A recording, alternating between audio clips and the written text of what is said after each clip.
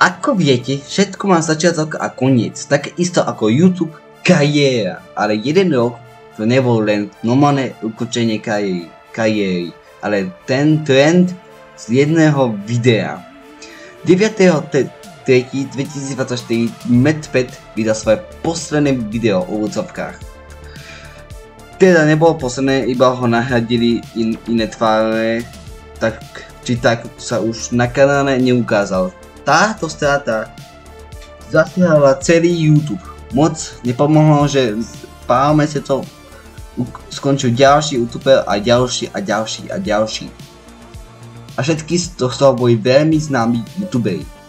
Ľudia si všímali, že sa z normálneho videa stal trend. Že sa stala end arc v úvodzovkách. V roku 2024 podľa GPT skončilo 8 známych youtuberov a ďalšie menšie kanály.